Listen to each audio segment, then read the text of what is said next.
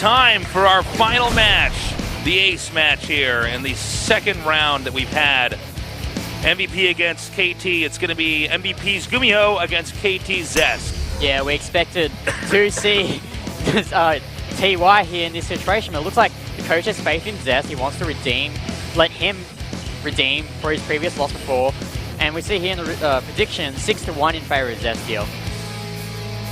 Zest should win this, right? I mean, look, earlier, guys, Gumiho did beat Leenock, and it was pretty impressive. You know, the league started right away in Legacy, so it's hard to say who was really on top back then. It's possible Gumiho might have found his footing now. It's all going to come down to this one match.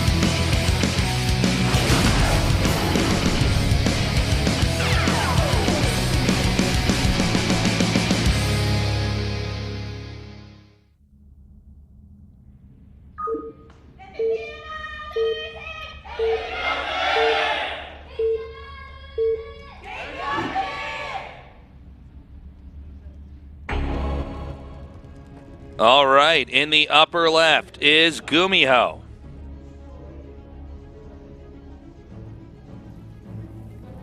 And in the bottom left is Zest. Zest is best, as our Korean commentator Yoo Dae-hyun said to us when we were predicting the ace match results. And we haven't really seen much TVP here on this map. We've seen a lot of the TVPs we've seen, at least. We've been a lot of timing attacks. It's been a lot of mirror matchups, and it's been a lot of what is it? TVZ? Terran Berserk, yeah. TVZ we've actually seen a good amount on, and some PVZ, but yeah, PVT not as much on this map. Now, the defining characteristics of this map, you're both sharing the left. There's an island that we have not seen used, at least as far as expanding to, yet there in the center. And then you have this narrow path that you can take. It's like an expressway to your opponent's base. We'll see the probe head that way now. Of course, it's hard to get across this, especially if your opponent's waiting for you on the other side. This is also something characteristic of this map, is the pylon block. Then in the very center of the map, we have these rocks that can be destroyed to open up circulation. So I got to say, I really like this map.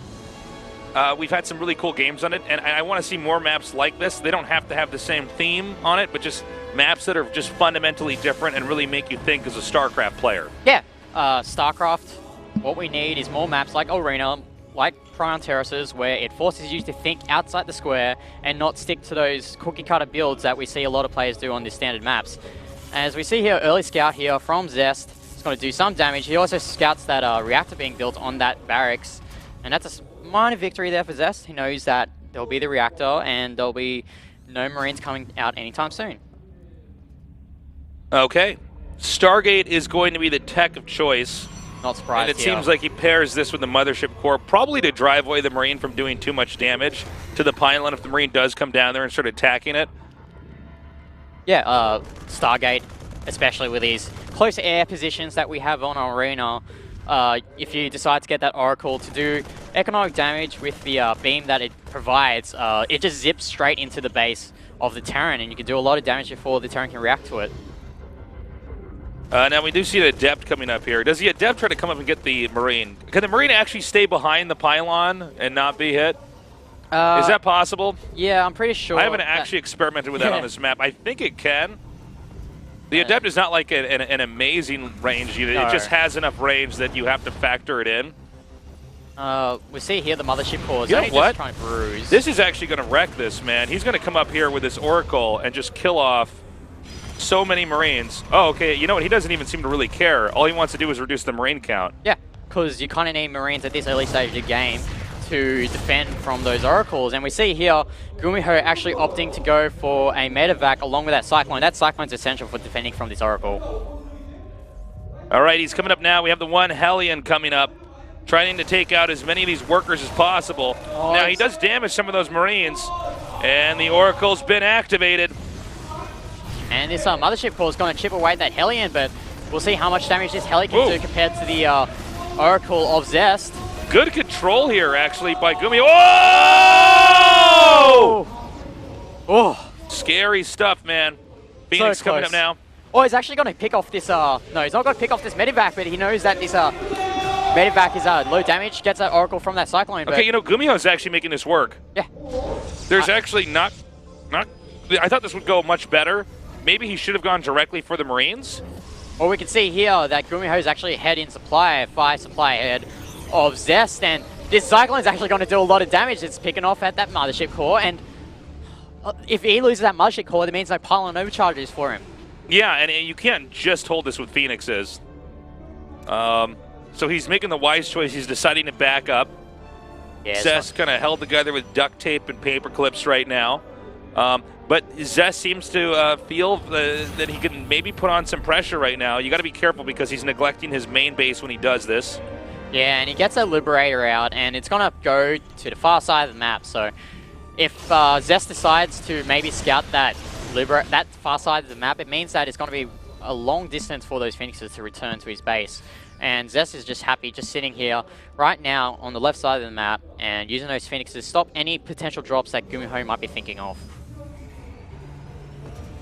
Well, I got to say, this game has gone fine right now for Gumiho. I think Zest is still pretty comfortable, but this is the kind of start Gumiho probably wanted to have here. Yeah, that Medivac's on very low HP right now. Surprised Gumiho is not designed to repair that. One false move from Gumiho, and he could lose that Medivac. And he's only working off this one starport, actually, without any reactor or any tech lab. So production cycle of those air units of Gumiho is considerably slower than his other units. Now Zest might be able to keep the Terran from landing on the low ground here. Cyclone is coming out, but he might be able to bait this. He also could come up here. Very good play, and actually takes that out. Now doing a lot of damage to the Medivac. Oh, the Medivac actually gets away there. Really close move there from. Oh my God! But takes out the Liberator. Only 4 probes though, so not that much damage there from Gumiho's Liberator. That could have done a lot of damage, but nice pylon overcharge there from Zest, deflects it off. Okay, so he's going to keep the pressure on here. He wants Terran to try to come down again. Now, one thing we've got to keep our eyes peeled for is how does Gumiho use the Widow Mines? Because if he gets in the wrong position, he's going to lose all those Phoenixes and possibly all those Adepts and Sentries. Also remember that Zest opting to go for that Stargate play, so a good move to go for those Widow Mines there. No observers to detect those Widow Mines, and I think that's misses the pickup. Backs up. Backs up. Yeah. Might be able to get this Phoenix over here on the edge. Or Medivac with the Phoenix, excuse me. Yeah. now, we don't have detection here just yet, which is another problem. I'm curious to see whether Zest will go for that Oracle, knowing that that's his only form of detection so far in this game. But looks like Gumiho is trying to do a counterattack here, but he's going to be careful because even if that's rallied over there, that Medivac is so low, he might just die. And that Mothership oh my God. Here we go. Drops down these mines. We'll see how much damage they do. And Zest is not looking! Big plays, 8 probes killed. The Phoenix is heading back. Medivac moving out now to try to get some cover here to hopefully come back in one piece. And yeah, he has to main all those probes away because there's no way. Oh my God. Zest is going for it. I think either that or he's just poking in. Yeah, he's just poking in there, taking advantage of the fact that the Shade actually is a pretty good scouting tool for the Protoss. And actually, Gumiho can't really move out here. You just infinitely force field that ramp if Gumiho decides to move down. But I think he might try dropping on top of this, or he might even try dropping into the main. Remember, there's no detection over there just yet, so... Oh, these Phoenixes are going to intercept this army! And, really close game here, I mean... Oh my God, he's going to try to land over here. The Phoenixes are not being used properly. I mean, these Phoenixes actually lifting up a lot of these Marines, and... Oh, I think he should have went for these Medivacs here. These Medivacs with a lot of damage, a lot of energy here. But I think I think he's fine. He's actually okay. He just starts to pick off everything here. That's the play he needed. He just needed to isolate the army in the proper spot, and I think that might actually have cost him the game. He's going to activate the Oracle here now. It's going to do a lot of damage over here to the rest of these ground units. Where were those Widow Mines? I thought there were a couple of Widow Mines. That's what he dropped. That's what he dropped over there into the second base. Yeah, I felt like that was a bad move there from Gumiho. Should have just kept those Widow Mines there at the ramp so that... GG. There it is, GG. Zest has done it. Zest has redeemed himself. KT, we thought they'd sweep this series 3-0, but it was a tough climb for him going down 2 games. It was, man.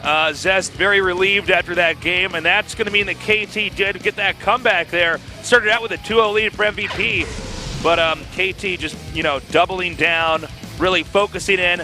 They were able to win this, and Zest able to redeem himself after losing game number 1 in this series. Yep, so KT with the reverse sweep. We expected Well, to be honest though, we did expect MVP to struggle in this matchup, and even though they took it to the ace match, they couldn't find the perfect ace player for that game. Yeah. And it just shows the strength of KT compared to MVP. Yeah, it really does. I got to say, though, this is not a... I mean, this is in some ways a little bit of a victory still for MVP. The fact that they nearly took out KT really shows you they just keep working on themselves. Even greater things can happen in the future. Yeah, for sure. As unfortunately for MVP, Gumiho obviously looking dejected, losing that ace match. But it was an interesting game too. Strategically, I like what they were doing, but I think Phoenixes are the way to go on that map. It makes it really tough for Terran to ever move out and drop. Phoenixes can always run away. They're always going to get away if you want them to get away. Yeah, and that just plays to the strengths of how the map is working out for both players. As we see here, today's results, MVP against KT Rollstar 2-3 in favor of KT, and we see the team rankings. I don't think we see much change. We just see Afrika Freaks going down to 5th place, and MVP Chicken Maru without a win so far this season. Yeah, unfortunately, I mean they're getting better. They're improving, and keep your eyes on them. And by the way, you know, CJ dipping down here. I think a lot of people probably a bit surprised by that as well. I think most people would have voted him to be a little bit higher, but Jin Air Green Wings crawling back into 4th place, and Afrika dropping down yet again. And we see the individual statistics for these players, Deer, TY, and Zest at the top here, no surprises. And Innovation, he's got tomorrow to play, maybe he can get back to the top. He also said he was planning on not losing any more Pro League games since he's been, you know, not performing so well in individual leagues. This is his chance to